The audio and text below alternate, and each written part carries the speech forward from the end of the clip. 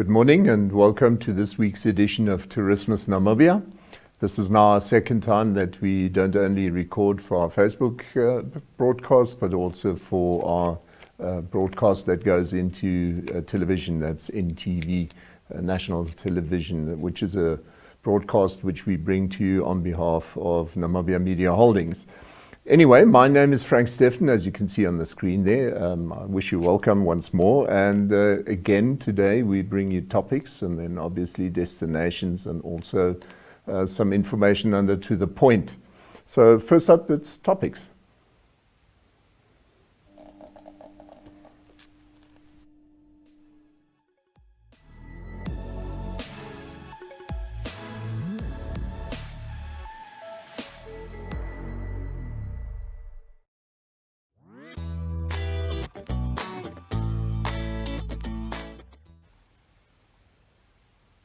Right, topics, and obviously we don't bring you all of the news for the week, but we have looked at a couple of items which are of interest, and one of the most important ones must surely be World Pangolin Day.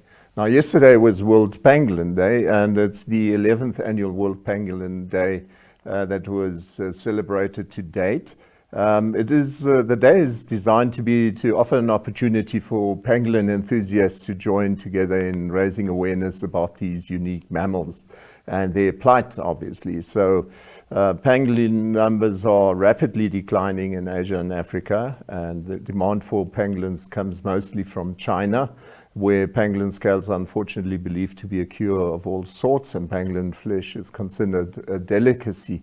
Now, the country that is best known for smuggling these things these animals is Vietnam. And there, the pangolins are frequently offered at restaurants catering to wealthy patrons who want to eat rare and endangered wildlife.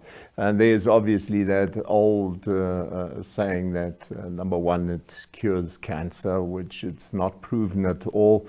And then the other thing is to raise their sexual prowess. So it's all a bit sad, but anyway, we have Claudia Reiter, who is reporting for Allgemeine Zeitung, and she actually spoke to Kelsey Prediker, who's a local environmentalist and specialist in pangolins. But have a look at the video. My name is Kelsey Prediker, and I'm the founder and director of the Pangolin Conservation and Research Foundation. I am also the secretariat of the Namibian Pangolin Working Group, which is chaired by Kenneth Wieseb of the Ministry of Environment, Forestry and Tourism. All right, so what exactly does PCRF do? PCRF focuses on the conservation of pangolin through research, collaboration, education and awareness, as well as community engagement and local empowerment. All right. You mentioned that you're the secretary at the Namibian Pangolin Working Group. What exactly do you guys do there? With the working group, we focus on developing guidelines and protocols that can streamline the process of what happens to a pangolin after it's confiscated live from the trade. We also have developed a draft of the first national conservation management plan for pangolins for all of Namibia. We're actually the first nation in Africa to have done that. And we do other things as well, including awareness and education. We've developed 2 different posters, as well as a children's comic for distribution that we'll be sharing this month as well. And we also do capacity building. I just got back from training 36 different rangers from across Etosha, North Central and Northeast regions on how to handle pangolins and what to do when they confiscate a live one. Right, so we have a special day coming up tomorrow. Would you like to tell us something more about it? So we're really excited. Tomorrow is World Pangolin Day. And this day is really important to all of us because so many people don't know anything about pangolins, and they are the most trafficked mammal worldwide. And so we use this day to spread awareness and educate people on what they can do to help protect pangolins. Let's have a fun day tomorrow here at Eagles in Avis in Windhoek. Would you like to tell us what's going to be happening, what people can be expecting? Yeah, so we are having a family-friendly fun run or walk. You don't have to be athletic. The idea is to get people out and have fun. We will have a 1.5K for the kiddies and a 5K for those that are feeling a bit more ambitious. There will be some prizes for the fastest. Please pre-register on web tickets if you wanted to do the speed competition. Otherwise, we've got a costume contest for the best dressed pangolin, and on the 1.5 kilometer route we'll have little pangolin facts, and whoever learns the most on their run or walk will get a prize at the end. And that's going to be followed by a little bit of a launch announcement by PCRF, and we'll have live music all afternoon with vendors, some crafts, some foods. We've got pangolin t-shirts, wooden pangolins, metal pangolins. You can even paint your own pangolin, and we will have some cover in case of rain, so definitely be sure to stop out. Perfect. Right, and those are our pangolins. Up next, we're looking at the Swakop River. This is obviously very exciting. After 11 years, you find for the first time that the Swakop River has actually reached the shores of Swakopmund, actually flowing into the Atlantic Ocean. Now, if you look at those videos, very exciting. Have a look. 16. Februar,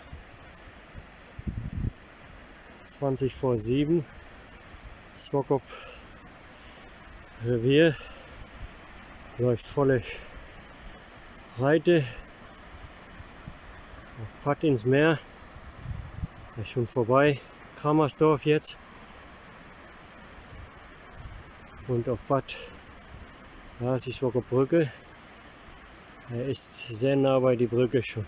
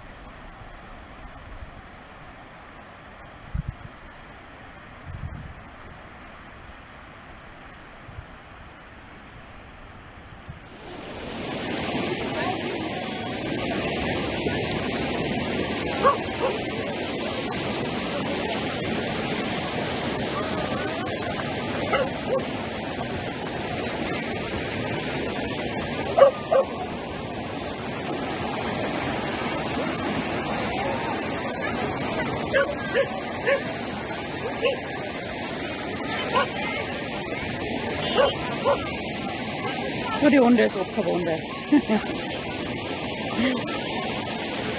Naja, daar ben je dan tot ziens. Van mij is mijn leven hier in Swakopmund, we kunnen alles zien.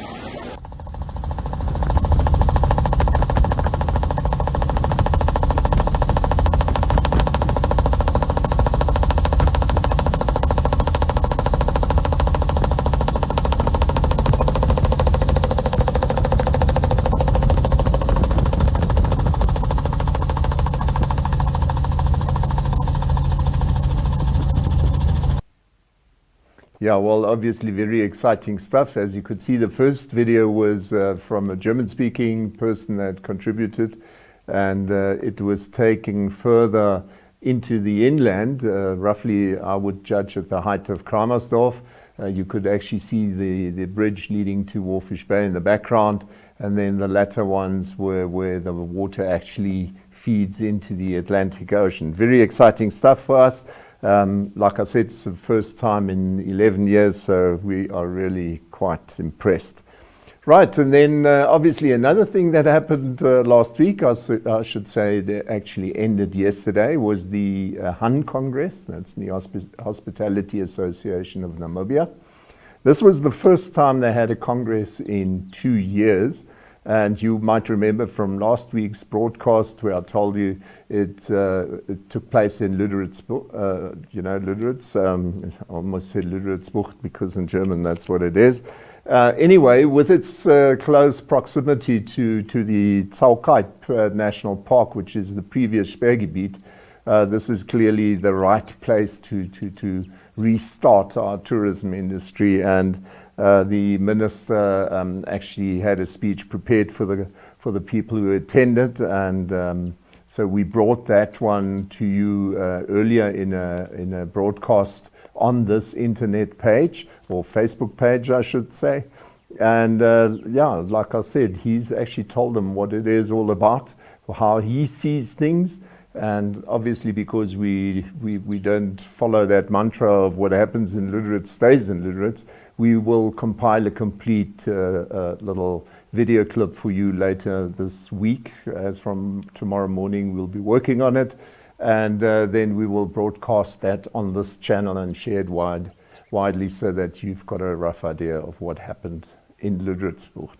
So anyway, that's Han, and that brings us to the end of our topics for today. Actually, I've still got a little contribution for you, which we'll play right now. Good day, viewers. Welcome. I am Monique Adams, and today I'm joined here by Gita Petzoid, who is the CEO of Han. Hi, Gita. How are you?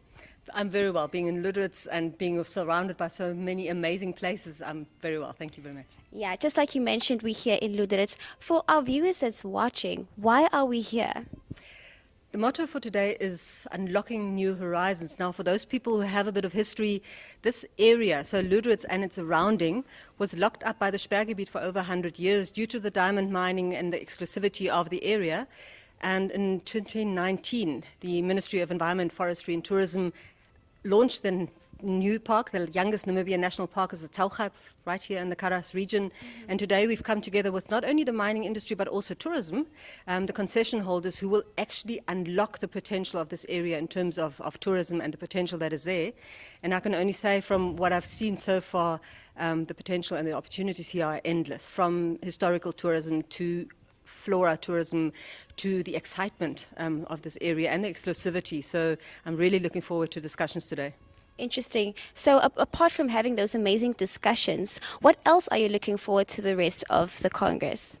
This event brings together, as I say, not only tourism and mining, but also people of the town. So we've got the regional councillor here, we've got the mayor of Lüderitz here, we've got a lot of stakeholders in Lüderitz who are very keen to see the potential and to see action in terms of unlocking this area. As I said, Sperrgebiet was locked for over 100 years, and now it's time for new wind to blow. Lüderitz is usually a very windy city. Today it's very calm and it's beautiful outside. But yeah, there are huge potentials here. So a new wind of change coming through to Lüderitz and that area, Zaukaip. And not only Lüderitz, I should say, because we've also got people here from Oranjemund. Now you know that Oranjemund has been the diamond mining town even more so than Lüderitz.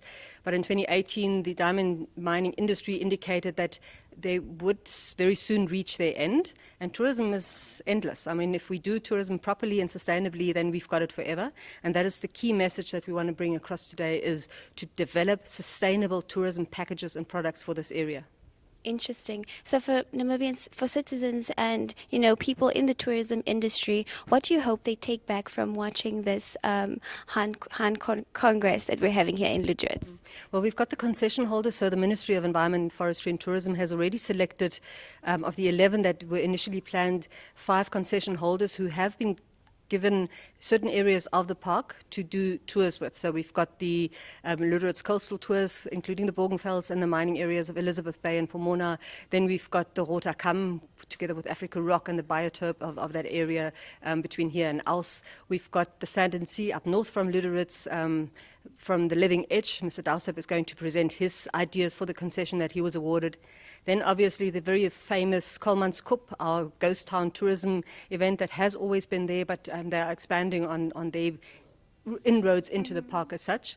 And then we've got Omnis from Oranjemund. They've also got amazing ideas, and what's very key is that we also have people from Northern Cape Tourism here with us today. So the whole transfrontier tourism development, reaching out to our neighbours, making Namibia and its tourism product even expand across the borders. So endless horizons is our topic, and that's what we're trying to achieve. Yeah. So that was, Geeta, CEO of Han, speaking. So let me get to Geeta yourself. What are you looking forward to? Well, this event has been more than 2 years in the planning. We actually came down with our executive committee on a road trip because Han is a national body and many of our events always take place in the capital Windhoek for obvious reasons, but then also the coast, which is also a very busy place. But we set ourselves the target to reach out to our region. So in 2017, we were in Aussenkehr. In 2018, we went to Noordoewer and Divundu. And in 2018, that last month in December, we actually came down to Luderitz. And most of my executives, some of them haven't even been to Luderitz. They were so amazed at the potential of this place. So there already we set the target. We have to do an event in this area. Yeah. And then in 2019, it actually coincided so beautifully with the ministry launching the Tourismus National Park. That's where I got my shirt, and that's where I decided we will do the unlocking of horizons together with our Ministry of Environment, Forestry and Tourism. Tourism potential needs to be done in collaboration with all the stakeholders, because we always say tourism is everybody's business. So we're here to come and take hands with all those people that are interested in moving forward, expanding our horizons, and the collaboration is something that I'm looking forward to the most. Interesting. Well, it will be a first for me, and I'm really looking forward to the rest of the day and days coming to experience Luderitz and its beauty. Wonderful. No, I wish you all the luck. Hopefully the wind will be soft on us. We checked the weather report. The wind is fine, so it should be good. Yeah, at least the wind is fine. Well, there we have it, guys. Please stay tuned. Keep on watching because there's a lot more to see. Thank you. Like I said, that basically brings us to the end of topics, and up next we've got destinations.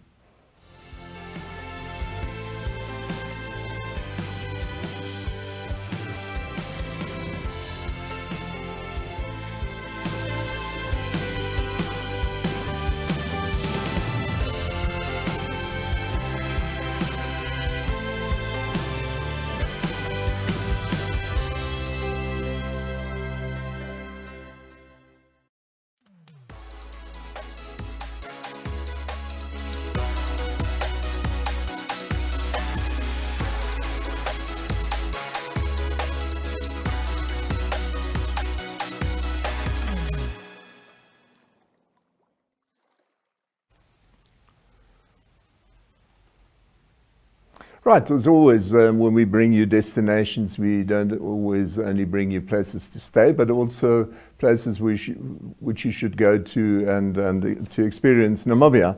And one of those places, surely in Windhoek, must be Namibia Craft Centre. This one is found right in the middle of the town, just opposite Windhoek municipality. You've got the old breweries complex and so on. As you go down on the side streets, you can reach it by walking down Sam Nujoma Road, or otherwise you simply go down Garten Street. Whichever one you choose, you can actually, there's this little walk-through leading from the main street down to Namibia Craft Centre. It's well marked so you can clearly see it. In the background, right on top, you see Avani Hotel, just to give you some idea of where you are in the Hilton and Windhoek municipality. But like I said, Namibia Craft Centre, what makes it interesting, this is not only about one or two people that install their stuff there.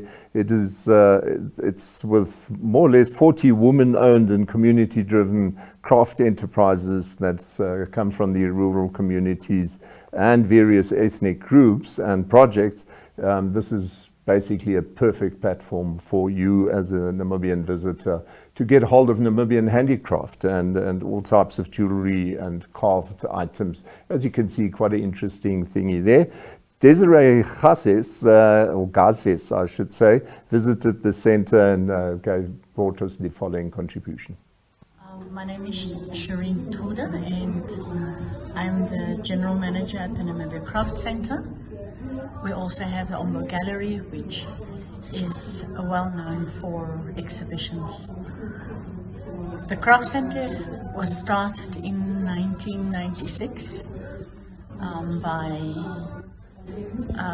there were a number of people who were involved in it, and various companies from Newveld in Ventures and Rossing, and later managed by the Omba Arts Trust. Karen was very involved in it. So it started from very small, and the main objective was really to provide a home and a retail platform for quality products of crafters from all over the country. So what do we have here? We have approximately 40 or more different craft producers, groups, and entrepreneurs, mainly women-owned.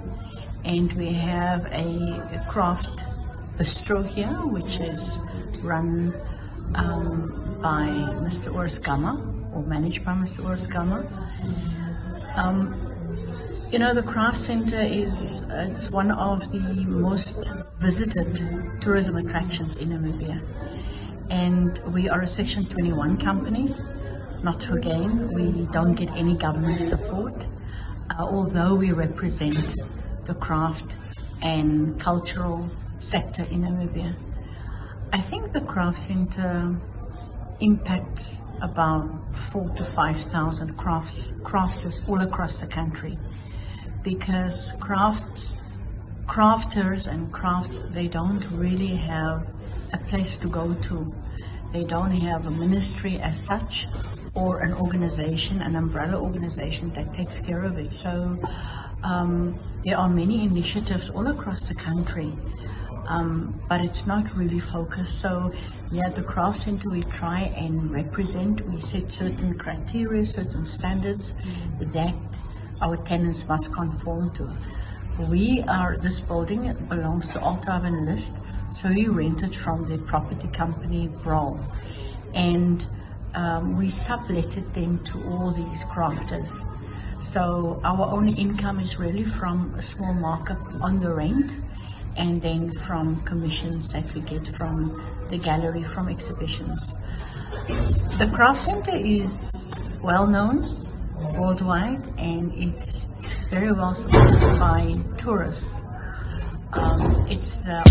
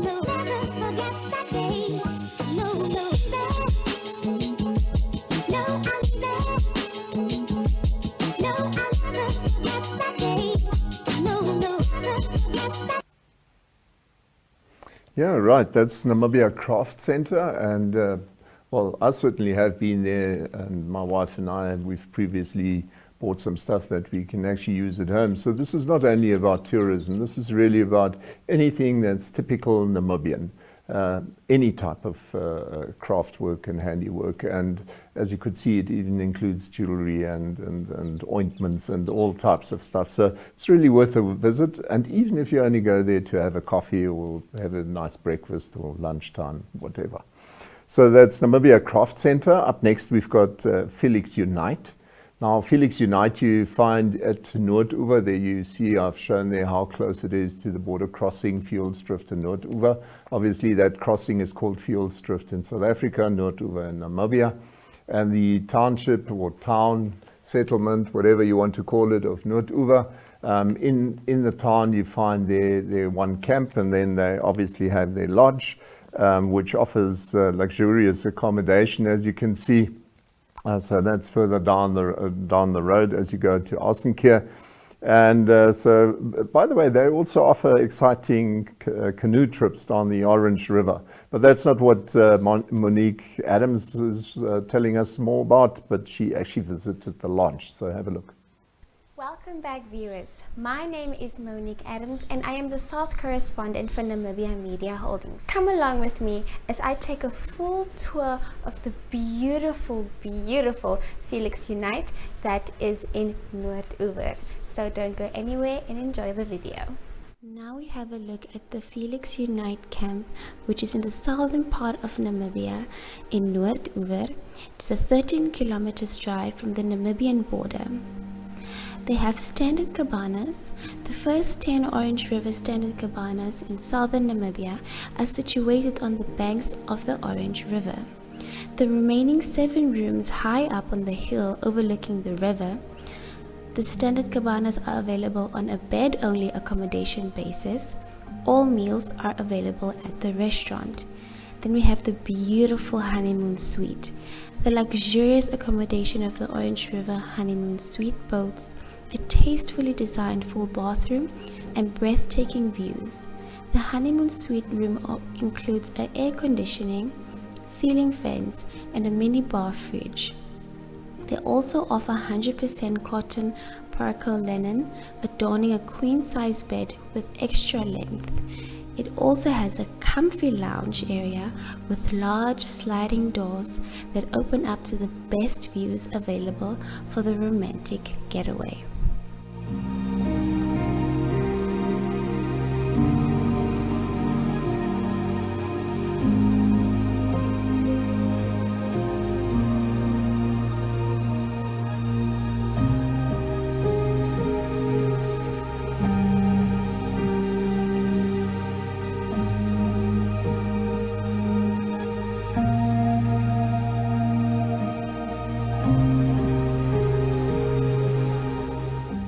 Speak to the branch manager of Felix Unite in Noordoewer, Petrus Kapitanga.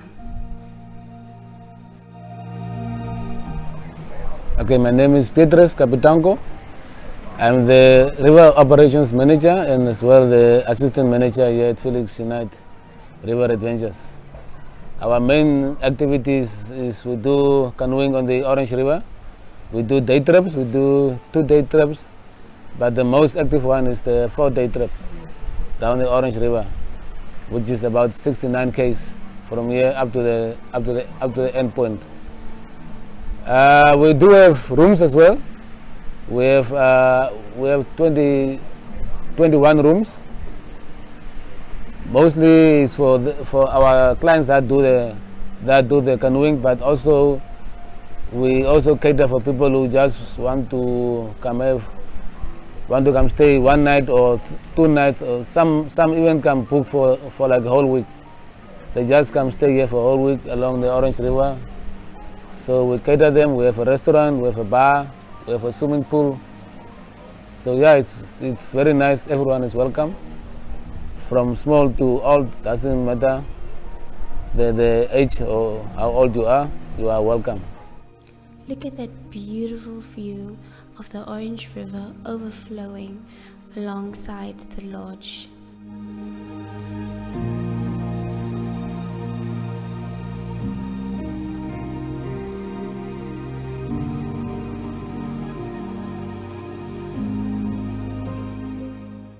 Now we look at the family cabanas. 2 Orange River family cabanas make the balance of the accommodation in Namibia overlooking the Orange River. These 2 units consist of 2 rooms each with a central bathroom. Similarly, each room sleeps 2 guests in either single or double. Each room has its own mini coffee bar, and at the same time each room also has its own air conditioning and ceiling.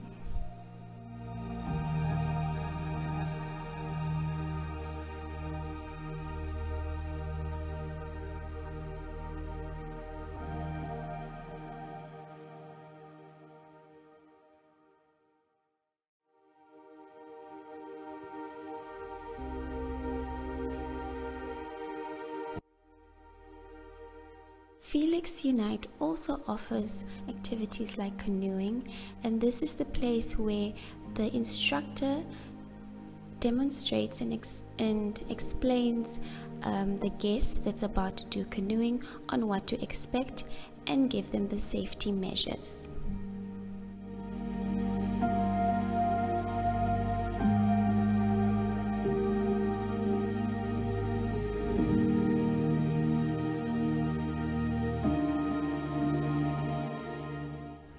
The stunning restaurant here in Felix Unite offers breakfast, lunch and dinners.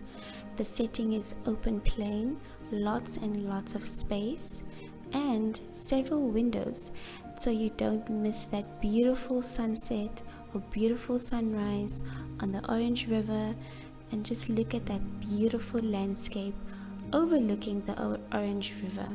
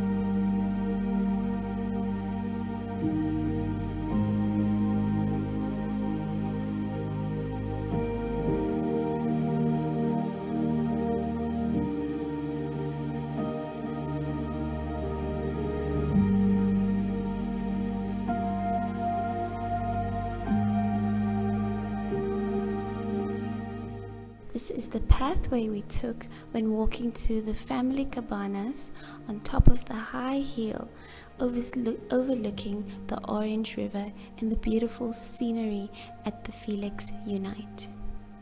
Each cabana has a special name.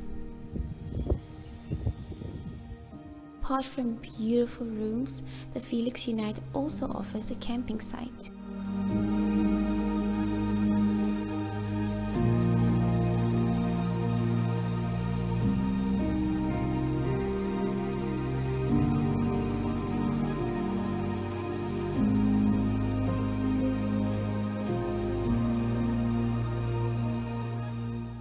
The Felix Unite Lodge also has a little shop that sells ornaments made by the locals, something tourists can buy before they leave the place as memories of visiting the beautiful Felix Unite here in Namibia, Noordoewer.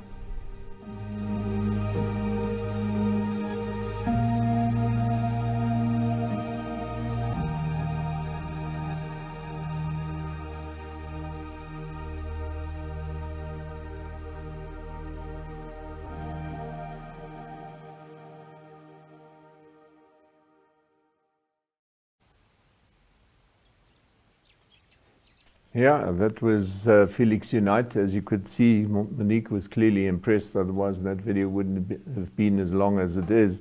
And we first considered cutting it a little, but then we wouldn't have shown you all of it, you know, in terms of all of it, in terms of news. Anyway, so that's Felix Unite, certainly something that you might consider, and you might even want to combine it with a river trip. As you could see there, the canoes and everything, it was there.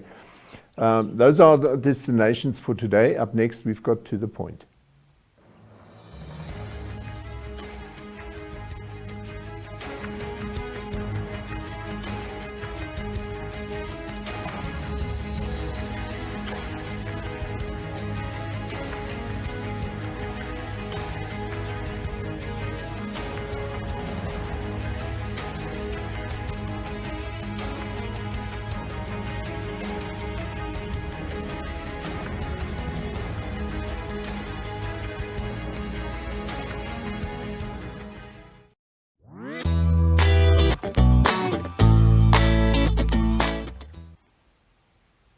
Yeah, recently we invited Dr. Roy Miller, the geologist, to come and speak to us on the morning program, Africa Good Morning. And I had stored that interview because I was sure some of you would be interested in listening to it as well. So Dr. Miller basically spoke about the fact that Namibia is considering approving in-situ leaching. That's the process where you pump highly toxic chemical concoctions into the ground, and the idea is to dissolve uranium deposits which are found there right at the bottom. Now the problem is not so much the fact that we are trying to produce uranium. I mean, Namibia is known for producing uranium, but surely that should not happen in an area like Stampriet and Leonardville and so on, where we've got the Stampriet Artesian Basin, SAB as it's called, and we're not talking beer here, because what now happens is that uranium will be dissolved. So technically you pump in and you take out as much as possible, but he'll talk about it, and then you understand why it's not only a threat to Namibia, but actually also a threat to our neighboring countries. Have a look. Thank you for staying with Africa Good Morning. Now in studio today we have Dr. Roy Miller, who for many years led the surveying department of the Ministry of Mines and Energy. Now Dr. Miller is a highly rated geologist, and as he has previously put it at a public gathering in Stampriet, I am not against mining. That is something, after all, I promoted for many years. But I cannot and will not agree that the process of mining puts a community's drinking water at risk and poses a huge risk for the local farming community. We brought him in to talk about the risk posed by in-situ leaching, a process that has been proposed for the purpose of extracting uranium in the Stampriet Artesian Basin. Welcome, Dr. Miller. Thank you very much. It's good to have you here. Sir, could you please give us a short background on this project and what it entails? The Stampriet Artesian Basin is a huge farming area, and they get all their water from the underground. So the people and the animals and the economy depends on that underground water. Now, there are several sandstone aquifers, one above the other, and that water comes from those sandstone aquifers. Recent exploration in the basin has discovered uranium in the sandstones, in other words, in the layers that carry the drinking water. The only way that that can be mined is by pumping acid down into the ore body, dissolving the uranium, and it also dissolves heavy metals that get deposited with the uranium. And that then gets pumped up to surface. In a surface plant, the uranium is removed, the heavy metals are not, and that same water, they add a little bit of acid and pump it down again. And then they pump it out again, and this recycling can go on for 100 times more and can last 5 years. My goodness. What it does, it dissolves the uranium, and that uranium is high grade, is high concentration dissolved uranium in the drinking water. And the problem is that it can escape into the rest of the aquifer. And that is the danger. All right. And speaking of the danger, where do you identify the danger affects not only us as Namibian citizens, but also neighboring states like Botswana and South Africa? Well, the basin continues into Botswana and South Africa, and the same aquifer sandstones, the same water is pumped there as well. And at the moment, exploration licenses for uranium cover 57.7% of the surface of the basin. It is a huge area, and that's 3.48 million hectares. It is massive. The other thing about in-situ leaching, the boreholes that they use to pump the acid in and pump it out are between 20 and 40 meters apart. And in other parts of the world, there are huge arrays of boreholes, thousands of boreholes.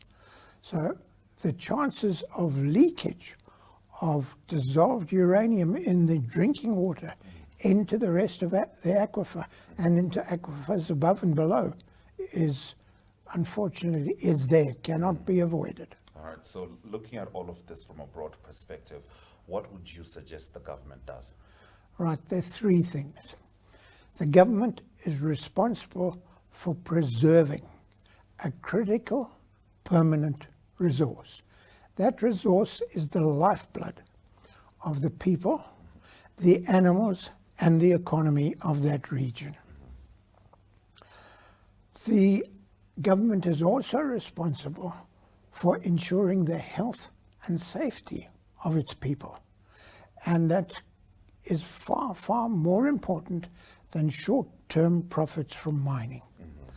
And finally, the government needs to cancel the exploration licenses for uranium, needs to cancel all the drilling permits issued to mining companies in the basin, and to prevent any future mining in the Stampriet Artesian Basin. All right. Thank you very much, Dr. Miller, for joining us and sharing your expertise and, of course, disseminating that important information. It's a pleasure. All right, I was just talking to Dr. Roy Miller, and he's talking about the in-situ leaching, a process that has been proposed for the purpose of extracting uranium in the Stampriet Artesian Basin. And of course, you are not in support of this, and understandably so, if you're paying attention to all the facts that the doctor just laid out. This is Africa Good Morning, bringing you news in the morning, just as it is. You know, a number of years ago, I was at a presentation at the IPPR in Windhoek, and Dr. Andre, actually I should say Professor Andre Dupisani, made a very telling statement that day. He said, the funny thing in Namibia is that government often makes the mistake, especially on a ministerial level, that they think they need to know everything. The point is simply this: nobody can know everything. And so what Professor Dupisani said is it's high time for ministers to understand that they obviously take decisions based on information brought to them. And that information, if brought to them by specialists, that they should then evaluate, listening to various sides of the story, and then take their decision. And this is the thing. If you listen to Dr. Miller, he's clearly still in love with his science, with mining. He loves what he does. When he, as a specialist, who's a total mining fundi, goes and tells us, listen, this is a bad idea, I mean, who else do we want to wait for to tell us it's a bad idea? I truly think this project needs to be stopped, and it needs to be stopped urgently. So that's my personal opinion about this whole in-situ leaching at Stampriet, or the whole area, because it promises to go far beyond that, much further south, and it is destined to, if approved, it will cost us the Kalahari Desert, that portion which is so well preserved over so many millions of years, which we as humans are now putting under risk. I don't quite agree to that. So that brings us to the end of today's show. I hope you enjoyed our contributions, and thank you for listening and viewing. We hope you still have a very nice Sunday afternoon, and then we see each other in another week's time, same place, same time, yes. Until then, remain healthy. Bye. Ladies and gentlemen. Yeah, welcome to another exciting edition.